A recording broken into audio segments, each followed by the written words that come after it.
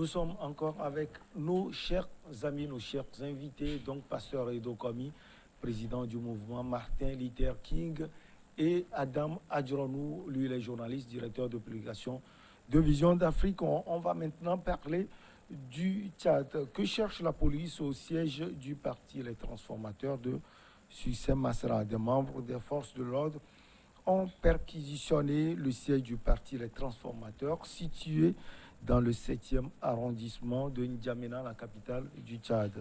Le président de ce parti, Dr Succès Masra, exprime son indignation. Alors, Pasteur Edo, comme on sait que les transformateurs participent aux marches de Wakitama avec les acteurs de la société civile.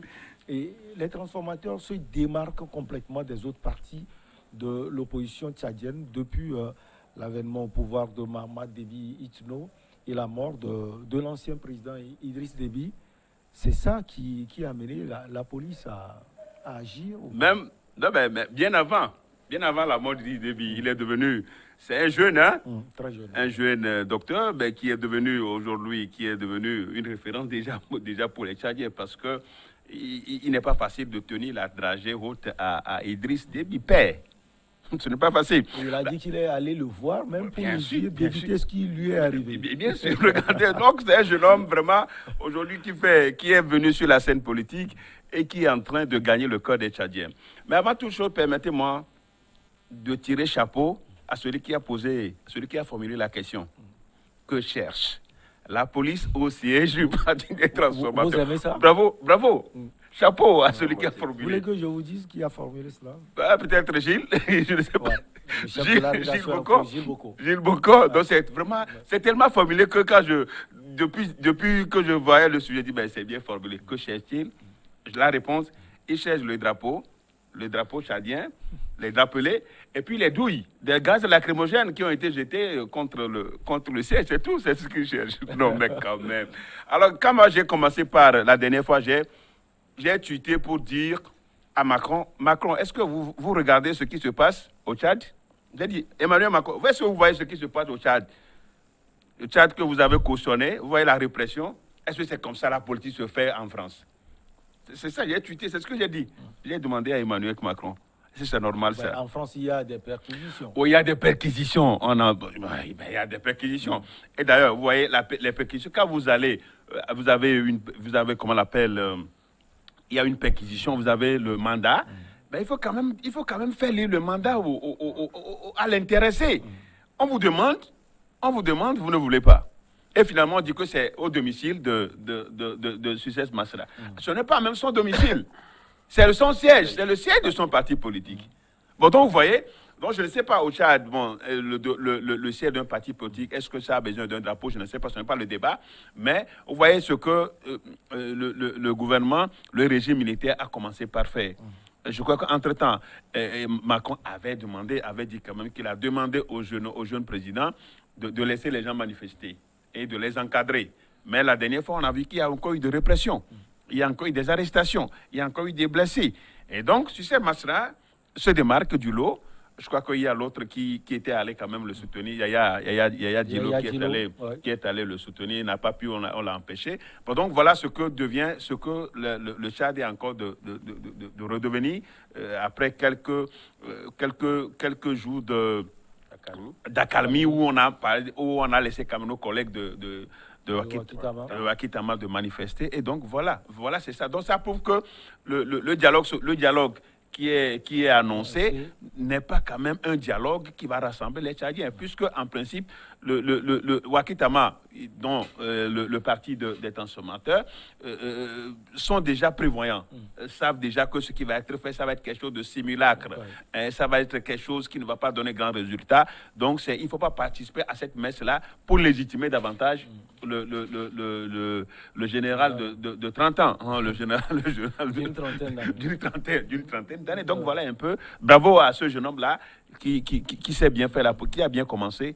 Il faut qu'il avance de la sorte. Ces agents, après qu'ils aient forcé l'entrée du bâtiment, ont enlevé le drapeau du siège et ceux qui se trouvaient dans les bureaux.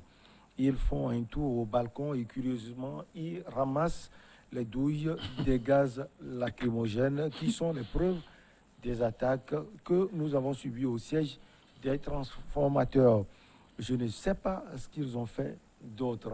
Alors, Succès Masra est devenu gênant pour le pouvoir en place. Adama Djoronou. Oui, c'est vrai que lorsque vous prenez le Creuset, qui est Wakitama, qui regroupe pratiquement ces sociétés civiles, et puis certains partis politiques qui sont devenus, disons, une sorte de goulot d'étranglement pour le pouvoir de Mahamat Idriss Déby, il y a forcément une sorte de hiérarchisation entre les forces en présence dans cette équipe-là. Mais également, les précurseurs sont aussi dans le viseur du pouvoir d'Idriss Bahamat, pour la simple et bonne raison que, étant donné qu'ils sont les précurseurs quelque part, ils ont su quand même organiser ces sociétés civiles-là, et puis les partis politiques à tenir tête et véritablement à dénoncer certains travers donc, du pouvoir de Mahamat Idriss Déby. Ce que pratiquement le pouvoir ne peut pas admettre. Mais c'est quelque part, lorsque vous prenez un peu les arguments avancés et le dispositif amené pour perquisitionner donc, le siège, il y a une sorte de... voilà. Donc, ils font que les arguments avancés, pour moi, sont des épiphénomènes. Donc, quelque part, on peut véritablement pousser plus loin pour véritablement tomber sur les vraies motivations de cette perquisition-là. Pour la simple bonne manière, lorsque vous prenez la personne de ce jeune Succès Masra, on sait pratiquement que c'est quelqu'un qui arrive.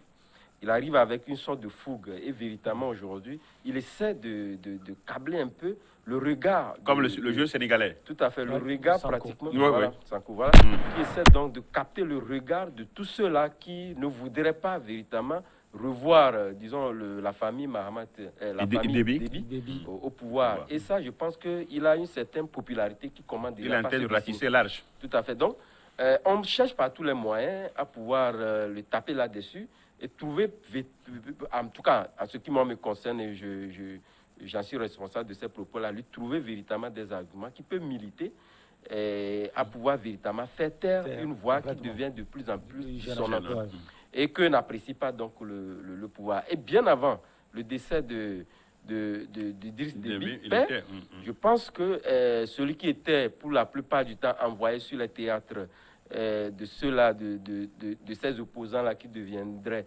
gênants au pouvoir de Déby, donc il était dans son fils. Ça voudrait dire quelque part qu'il maîtrisait, disons, la chaîne de tous ces opposants-là. Il connaissait véritablement donc leur carrure, il connaissait leur profil, et ils avaient véritablement donc dans une sorte comme je le disais tantôt, dans une sorte d'échelonnement, d'une sorte de carrure, de popularité de ces opposants-là, figure en bonne et due place cet opposant-là. Donc, de toutes les façons, ils ne seront pas ce serait pas quand même leur premier acte. Ils continueront, l'essentiel, c'est de le dissuader à pouvoir véritablement donc changer d'approche et faire en sorte que, puisque lorsque vous prenez ces sociétés civiles-là et ces opposants-là, il y en a parmi elles qui commencent déjà par avoir une certaine adhésion, disons, au regard d'un certain nombre de décisions de Mahamat Idriss Déby. Donc, il se dit véritablement, il les allèche et certains essaient pratiquement de tomber. Donc, c'est eux qui tiennent les caps en disant, en essayant d'abord de scruter de bout en bout les pratiques, les usages de Mahamat Idriss Déby en disant, en politique, voilà, tel âge voulait dire ça. Et ça fragilise beaucoup le pouvoir de Mahamat Idriss Déby. Et ça, il n'apprécie pas. Et de toutes les façons, lorsque vous prenez toute cette masse-là, on se pose la question de savoir pourquoi c'est son chaise qui a été perquisitionnée, pour quel motif, personne ne saurait le dire avec les attitudes d'aujourd'hui. C'est vrai qu'il les a vus faire, ceux qui sont venus chercher le drapeau, les douilles, etc. Mais au-delà de ça, je pense qu'on peut mûrir la réflexion plus loin en pensant véritablement qu'on cherche plus que ça. Plus que ça. Alors, on a vu Mahamat Déby au Congo-Brazzaville qui a lancé cet appel par la passerelle du président du Congo-Brazzaville, Denis Sassou Nguesso, et qui d'ailleurs a appelé la société civile, Wakitama, les transformateurs et les partis d'opposition qui sont encore réticents à rejoindre la table des discussions. Alors, cette perquisition, ce que la police est venue faire au siège du parti, les transformateurs, va retarder sans doute le dialogue, selon vous? Oh là, bien sûr. Bien sûr. Déjà, je crois qu'ils sont allés au-delà. Avec tout ce que nous avions dit qu'ils cherchaient. C'était une manière de dissuader, le jeune Sucé Masra, et surtout de l'obliger à venir, à regagner les rangs pour ce dialogue. Mais je crois que il faut pas, Sucé Masra et Wakitama ne veulent pas du tout légitimer encore davantage ne veulent pas légitimer davantage ce pouvoir, parce qu'en le faisant, ce serait fini. Ce serait fini parce qu'ils veulent tout et tout pour pouvoir, ils veulent faire tout et tout pour que lui surtout, il quitte la coalition-là de Wakitama et puis qu'ils viennent se joindre au dialogue. Bon, donc je crois quand même que c'est une manière de maintenir le câble pour que tous ceux qui se retrouvent en lui, en tout cas, il faut reconnaître que la majorité des Tchadiens à cette allure se retrouvent dans ce jeune homme-là. Donc, ils ne partagent pas la manière dont le fils Déby est venu au pouvoir. Et donc, du coup, cela fait réfléchir le pouvoir. Cela devient, dans plus ça dit, c'est un aspect très gênant pour le pouvoir. Donc, il faut faire tout et tout. Donc, il faut aller dans son siège, il faut perquisitionner. Donc, il faut le fragiliser. Donc, c'est des astuces, des stratégies pour le fragiliser. Hein? Jusqu'à ce que, Dieu merci, il faut que Dieu le protège. Sinon, pourquoi pas ne pas attenter à sa vie, ne là, pas vouloir aller trop loin. Oui, à sa vie, et puis de finir avec lui.